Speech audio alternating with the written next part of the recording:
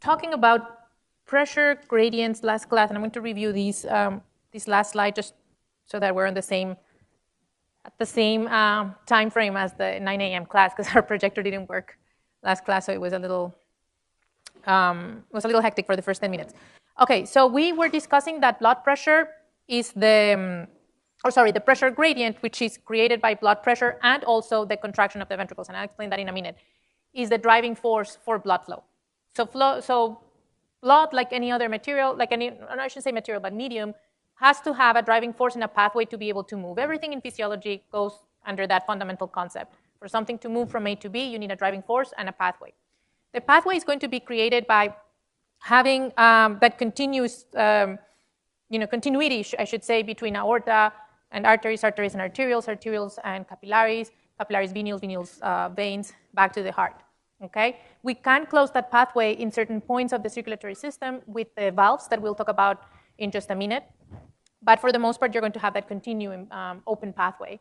Now, the driving force that also needs to exist so that blood can move from point A to B, it's going to be the pressure gradient. So we need to have difference in pressure between the 2 points so that blood flow happens. And normally, as we've been talking about with concentration, or you guys probably have seen osmolarity gradients, or heat gradients we saw in this class, it goes from where it's high to where it's low, where it's crowded to where it's not crowded. Okay, so it's going to go from where you have a higher pressure to where you have a lower pressure. That's how it's going to move. So that driving force is going to indicate if it goes to the right or the left, up or down. Okay. The larger the pressure gradient, the larger the driving force, right? So we mentioned here in this class that if we have if this pressure here is 100 and this pressure here is 90, that just gives us a pressure gradient of 10 millimeters of mercury. So that's a small driving force. Some blood flow will happen. But if we instead have 100 millimeters of mercury here and 10 millimeters of mercury here, that's a driving force or a pressure gradient of 90 millimeters of mercury. That's larger, then we're going to have larger blood flow. So more volume of blood is going to move per unit of time. Okay, that's what that blood flow is. This blood flow is milliliters per minute, or you can have it in liters per minute. But basically a volume moving per unit of time. What creates that pressure gradient? What creates that pressure gradient is going to be a couple of things. The most obvious one is going to be the pressure created by contraction of the ventricles. So the left ventricle contracts, that generates that force of contraction is really generates a pressure that it's going to be very large compared to the pressure in the aorta that doesn't have too much blood. It has some blood, but not too much blood. And it's going to move from high pressure to low pressure. That's going to push the blood to the aorta. Now the aorta expands because the left ventricle ejected that blood very forcefully. Remember, it's very elastic, that aorta, so we're going to expand it, and it's going to take a lot of force to expand it. It's like that rubber band, right, that it's hard in PT. We expand it, that potential energy stored in the walls of that aorta. When the left ventricle relaxes, then it's like letting go of that rubber band. The aorta goes back to its original size, and that pushes that blood forward, because now that aorta has a higher pressure, it's full of blood. That's the second component generating that pressure, a hydrostatic pressure. That blood is it's a fluid that is going to exert a force against the walls of that aorta, okay? Even though the left ventricle is now relaxed, that blood is going to push against the walls of that aorta. The following arteries are not going to have as much blood, right? The volume of blood there is going to be lower. So you have high pressure in that aorta, low pressure in those arteries. Then we have that pressure gradient, which is the driving force. Blood moves forward, and so on, okay? So those two components are going to be what causes that pressure gradient. One is contraction of the ventricles, as we see here. And the second one is going to be the hydrostatic pressure.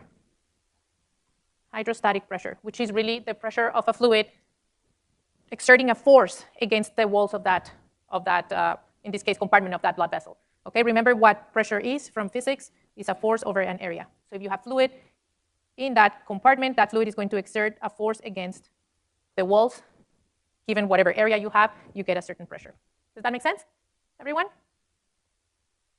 The best way to think about it is when you open a faucet, you have it connected to a hose. Imagine the hose is your blood vessel, right? You open the faucet just a little bit, some water goes into that hose, that's exerting a pressure against the walls of that hose. If you open that faucet much, much more, you increase the volume of water in that hose, that exerts a larger pressure. Does that make sense? It's a hydrostatic pressure. Okay. So let's look at the contraction of the heart. Oh, and I should mention, I mentioned Here, left ventricle pushing blood to the aorta and that systemic circulation. But the same idea with the right ventricle. The right ventricle is going to push blood into the pulmonary arteries, and it's going to create that blood flow in the pulmonary circulation. Okay? So contraction of both ventricles are going to generate that pressure gradient for blood flow to occur. Okay, so let's look at the cardiac cycle. And first thing that I want to point out, and I think I already mentioned it last class here, is that there's unidirectional blood flow through the heart. So we have blood going from the right atrium to the right ventricle, from the right ventricle to the pulmonary trunk that splits into the left and right pulmonary arteries, going to the lungs, goes to the pulmonary circulation, comes back through that blood comes back, now oxygenated, through pulmonary veins onto the left atrium, from the left atrium to the left ventricle, and from the left ventricle to the aorta, and then to the different arteries, arterioles, and so on. So you see that within the heart, blood flow is unidirectional. Okay, goes from right atrium to right ventricle to outflow vessel, in this case the pulmonary arteries, and then from the left atrium to left ventricle to the aorta.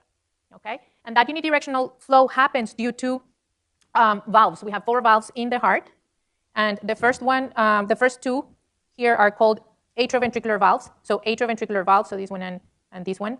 So you have one over here separating the right atrium and the right ventricle. Okay, and you have one over here separating the left atrium and the left ventricle. So they're called atrioventricular valves because they're between the atria and the ventricles. All right, and you have one on each side. Now the name, the official name of the one on the right side is the tricuspid AV valve. The tricuspid atrioventricular valve, or you can just call it tricuspid valve, but you should know that name. So put an asterisk or circle it or whatever you want to do. And that's on the right side of the heart, between the right atrium and right ventricle.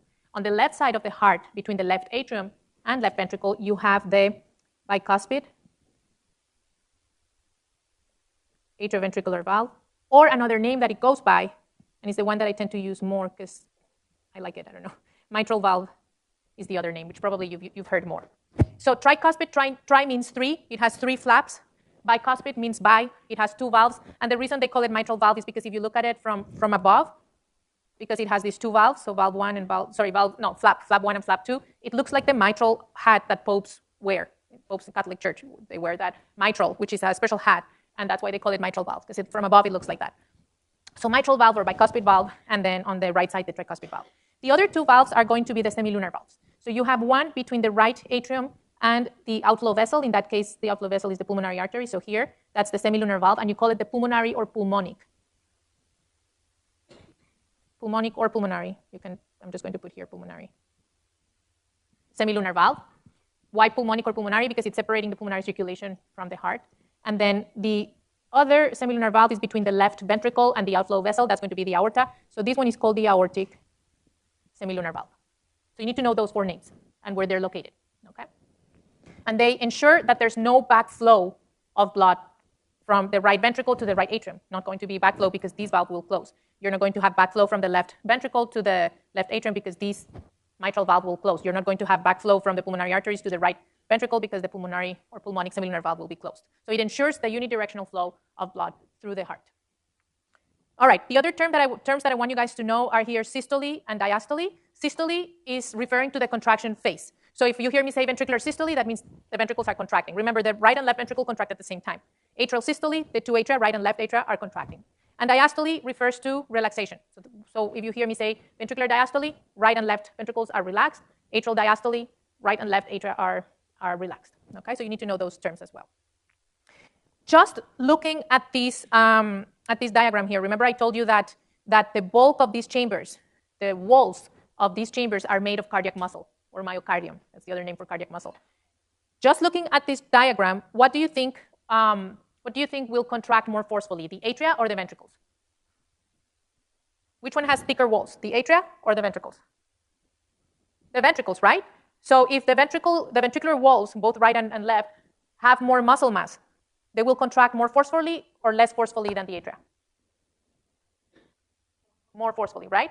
So that's the 2 ventricles are going to generate a larger force of contraction or generate more pressure than the atria.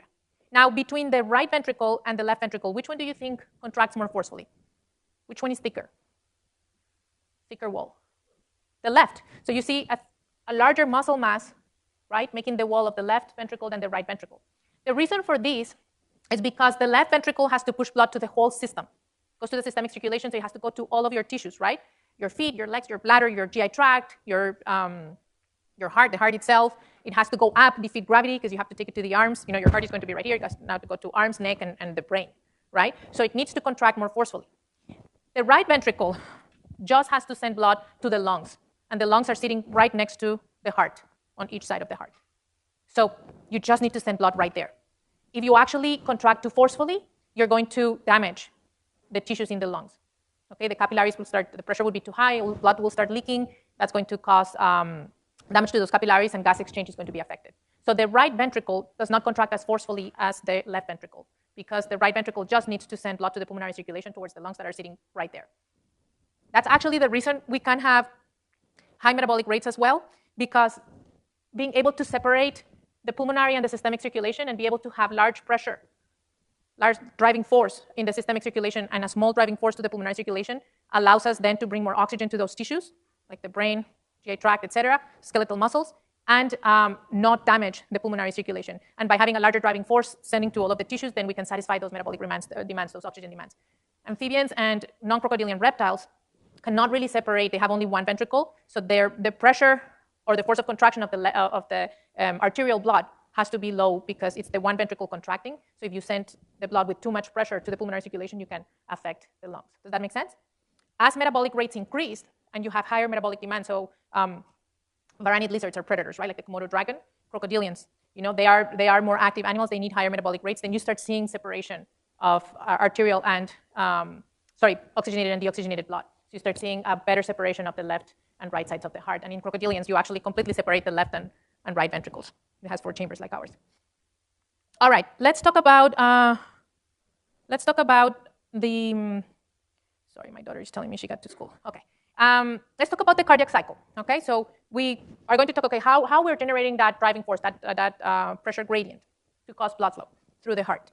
So we're going to start with both. We're going to start right here with both atria, right and left, and both ventricles, right and left ventricles, in diastole. So all of them are relaxed. So atrial and ventricular diastole. So they're all relaxed.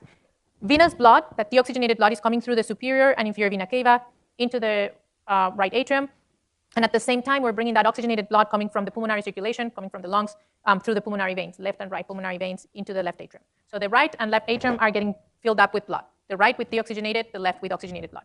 At some point here in this diagram, they don't separate it, but these valves are supposed to be closed. The tricuspid AV valve and the mitral AV valve at this point are closed. At some point, you fill up those atria with so much blood, and it's like filling up a balloon with water. What's going to happen to the walls of that balloon? They're going to have some pressure against them, right? There's a hydrostatic pressure. There's a force pushing against the walls of that balloon, right? The water is pushing against the walls of that balloon. Same idea here. Blood is going to be pushing against the walls of the left and right atrium. The ventricles are relaxed, and they have a little bit of blood, but not too much. So at some point, these valves, the tricuspid and the mitral valves, open. They don't have muscle, these valves. They just move. They just open or close depending on the different pressures between the chambers and between the chambers and the outflow vessels. So right now we have the right atrium and the left atrium full of blood. They're relaxed, but they're full of blood. That is going to create a pressure, right? That fluid pushes against the walls of these left and right atrium, and the ventricles have very little pressure, right? So those valves open, and they start allowing for blood to move from the right atrium to the right ventricle and from the left atrium to the left ventricle. And this is called, I'm going to write it down here, the passive ventricular filling phase.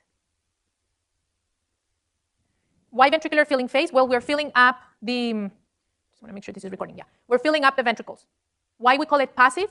Because the atria are not contracting. It's just gravity moving that blood. You know, you have a pathway, the valves are open, right? And you have a driving force. There's high pressure here and high pressure here and low pressure here and low pressure here.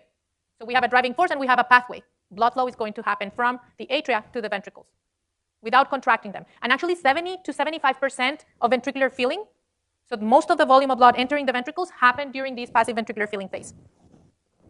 About 70% of the blood comes in through the passive ventricular filling phase. Now what happens is that as we start emptying the atria and filling up the ventricles, they're still in diastole, okay? Atrial diastole, ventricular diastole. But now we start filling up those ventricles. The pressure inside the ventricles is going to start increasing. Now the next step is that the atria are going to contract. So the atria contract, they go into atrial systole. The ventricles are still relaxed, they're in diastole. So this is the active ventricular filling phase. So now the left and right atria contract at the same time, and they actively now push blood into the ventricles. And about 30% of the blood entering the ventricles do it during the active ventricular filling phase. All right, ventricles are still relaxed, but the pressure now is increasing because we're filling them up with blood, right? So that balloon is getting, stretched and stretched and stretched much, much more, right? Because we're filling it up with a fluid. Now what's going to happen is that the ventricles are going to now contract. So we are going into ventricular systole.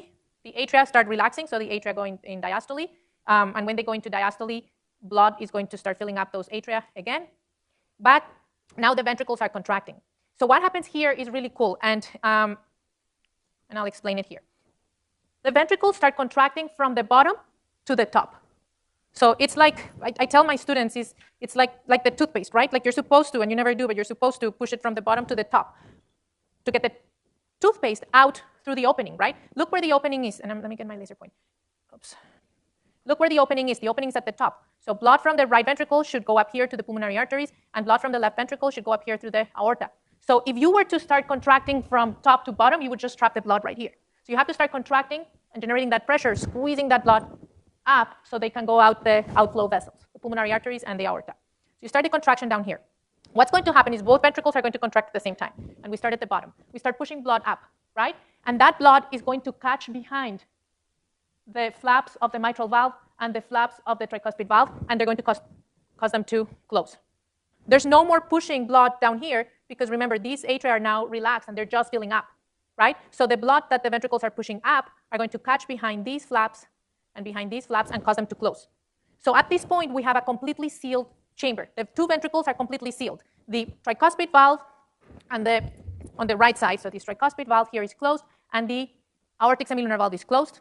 And then here in the left ventricle, the mitral valve and the aortic semilunar valve are closed. And that takes a little bit of time, but the ventricles are contracting, so the pressure is going up. Eventually, the pressure in those ventricles that are full of blood and they're contracting, it's going to be higher than the pressure in the pulmonary artery and the pressure in the aorta. And the flaps, the semilunar valves, the pulmonary semilunar valve right here and the aortic semilunar valve here open. They open towards the blood vessel.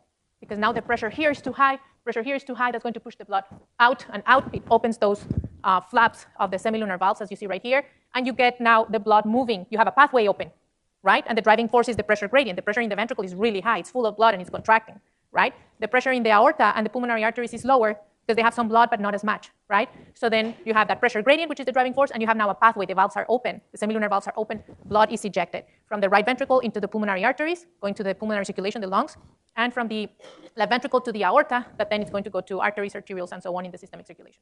Does that make sense? The cardiac cycle good? We're good with the cardiac cycle? Okay. Think about it, and then let me know if anything doesn't make sense. I can explain it again. One other thing that I want to point out is that diastole takes way longer than systole. So your heart is more in the relaxed, is more time on the relaxed phase than in the contraction phase. Because here, look, the ventricles are not contracted. They're in diastole, and here the ventricles are in diastole. So most of the time, your ventricles are going to be relaxed rather than contracting.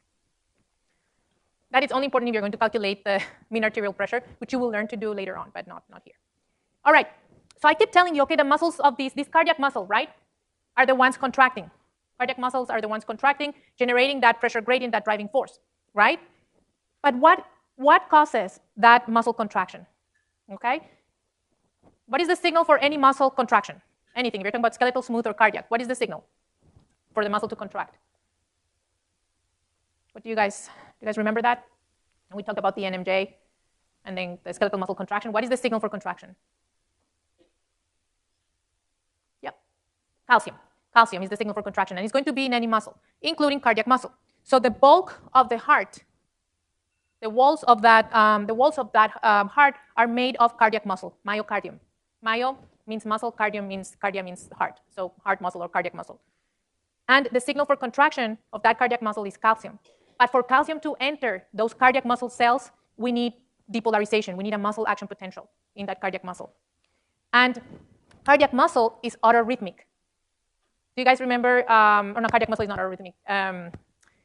Oh my God, neurogenic and myogenic. Myogenic. So cardiac muscle is myogenic. Remember we talked about skeletal muscle being neurogenic? You need a signal from the nervous system, specifically the somatic nervous system, for that event in the NMJ to occur and then have muscle action potential in skeletal muscle, and then that allows a calcium to move from the sarcoplasmic reticulum into the muscle cell, skeletal muscle cell. Well, with the cardiac muscle, similar idea. We need the calcium for contraction. We need calcium to enter the cardiac muscle cells. However, the signal does not need to come from the nervous system.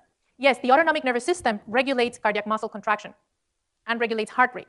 But we could completely isolate that heart and break all connections from the nervous system onto that heart, and the heart will keep beating on its own for a little bit.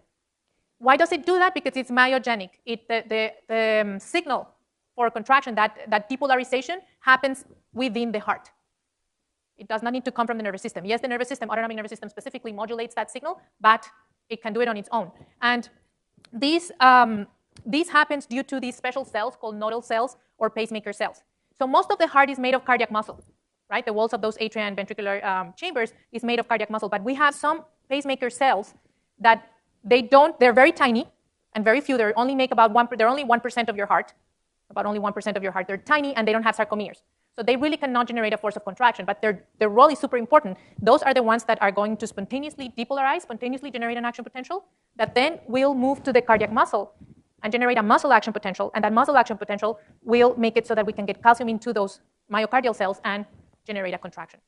Because calcium binds to troponin causes tropomyosin to move out of the way, and actin and myosin can form that cross bridge. So let's look at those pacemaker cells. So I said already it's about 1% of the heart cells are pacemaker cells, so very, very few. They're very small, they don't have sarcomeres, and we have several groups of them. We have the sinoatrial node, or SA node. So you can call them autorhythmic cells, nodal cells, pacemaker cells. Those three words are all okay. But here is the SA node. And the SA node, or sinoatrial node, is located on the right atrium, on the top corner of the right atrium. Okay?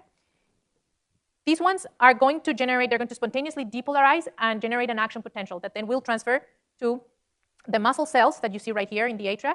But it also travels through these internodal pathways, which are, imagine them as being highways. The signal can travel really quickly through these ones, a little slower from here to the cardiac muscle here. And then we have the bundle of Beckman. You don't need to know that name, but there's another fast pathway like this that goes from the SA node to the left atrium to cause depolarization there. The depolarization rate of the SA node is about 100 depolarizations per minute. Okay? So it's the one that depolarizes at a fastest rate.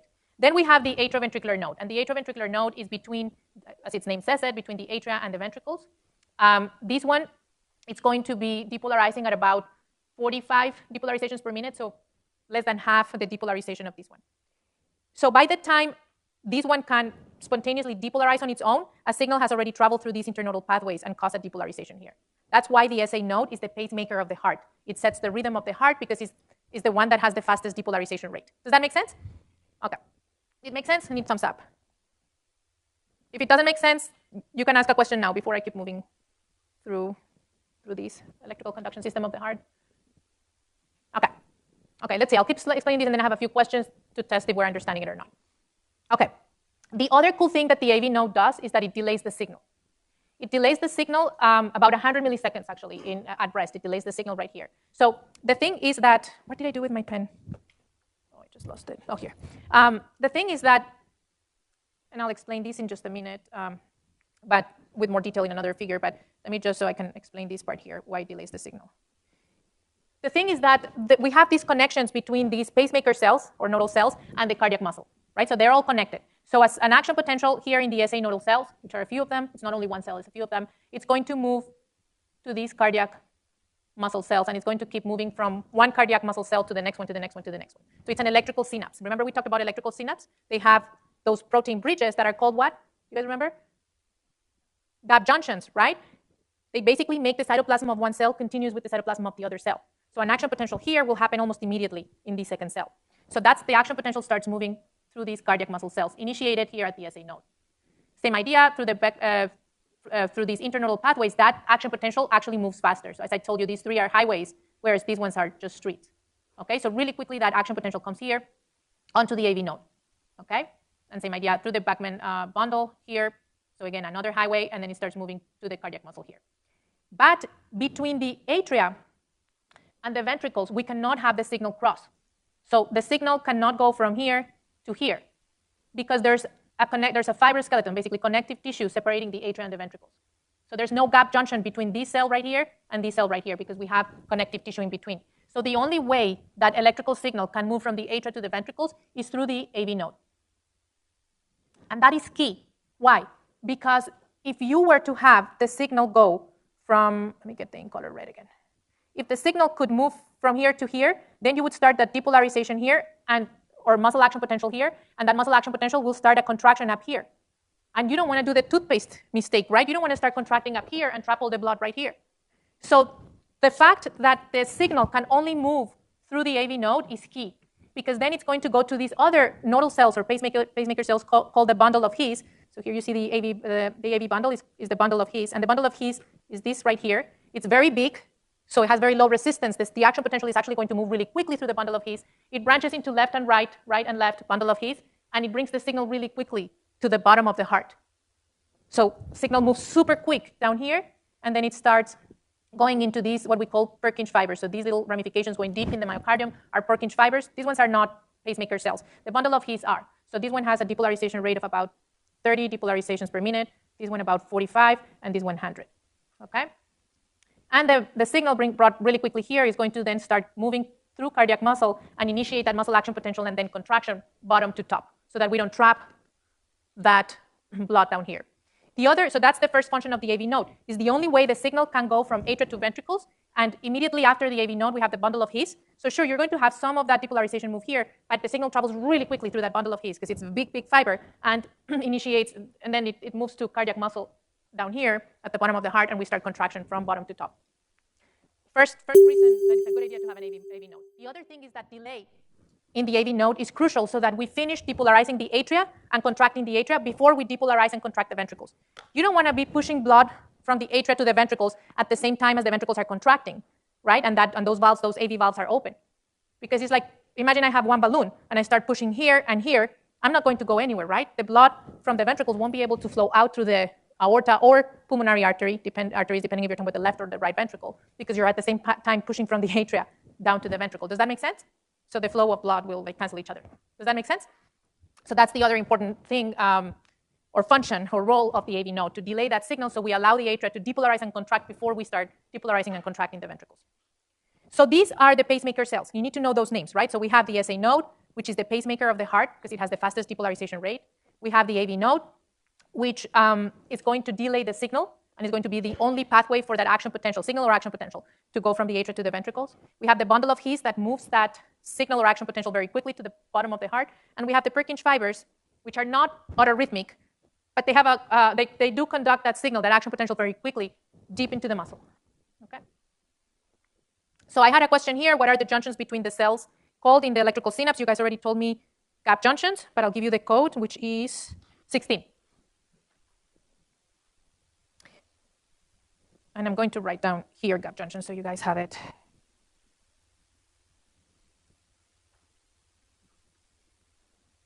And these are part of those electrical synapses.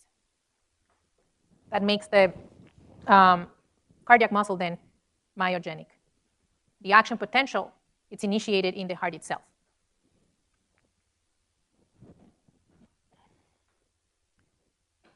In this figure here, I'm just showing you that same idea. You have the pacemaker cells, and the pacemaker cells spontaneously depolarize. It's because of the channels they have, and you learn those channels in Human Phys 1. I'm not going to teach you those channels in this class, because that's more detail than what we need here. But basically, that action potential is going to then move to this cardiac muscle cell, and from this cardiac muscle cell, we have another gap junction. It moves to this one, from this cardiac muscle cell to this one, and so on. Why is it important to have gap junctions, an electrical synapses instead of a chemical synapse? It is important because you want to depolarize all of those cardiac muscle cells. Let's say you're talking about the left ventricle.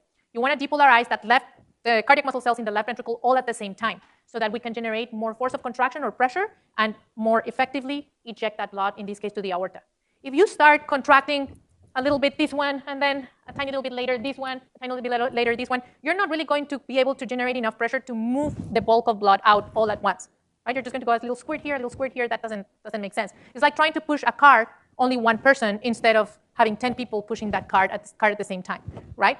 It's much more effective. You're going to be able to move more volume of blood per minute if you all at the same time kick in and push that card, rather than one person a little bit, I got tired, then a little bit me got tired, then you do a little bit, and so on. So having that depolarization happen pretty much at the same time within that chamber, and the chamber, then the muscle cells in that chamber to contract at the same time, more effectively pushes blood to wherever it needs to go. Okay, so review. What are the types of cells in the heart? So there are two types. Who wants to tell me the first one? Yeah. Say that again? So not smooth, but cardiac muscle. Cardiac muscle. So smooth muscle is a different type of muscle you find in blood vessels, GI tract, your bladder, stuff like that. But this is you're writing that it's cardiac muscle. So cardiac muscle is the first kind. That's the bulk of the heart. You can also call it myocardium or myocardial muscle. Okay. What is the second type? Yep. Pacemaker cells. You can also call them nodal cells or autorhythmic cells. Either. Actually, don't know if autorhythmic has two R's or one. Is it only one? Do you guys know autorhythmic? Only one, right? Yeah, I think so too. Okay, I'm forgetting English. Okay, not that it was ever there. I don't know, like it's inertia causing me to talk to. When I get tired, then you'll hear Spanish words in between, and then it all goes away, Spanish and English. All right, pacemaker cells, nodal cells, or autorhythmic cells. So these ones are the ones that create that driving force, the pressure gradient. So they generate a force of contraction or pressure, okay? And these ones are the ones that spontaneously depolarize, basically causing that action potential that then travels through gap junctions onto myocardial cells. So these ones, the pacemaker cells, are the ones that give them that myogenic, give the heart the property of being myogenic, to be able to create its own, be able to contract without any input from the nervous system. All right, you can measure, I'll let you guys go in a minute, but you can, maybe we should leave it here, actually. Yeah, let me leave it here, because I don't want to explain all these and then break it for next class. But you guys remember that Friday you have the assignment 3 due? And Nathan is going to send the review session information today on an announcement, so make sure you check that.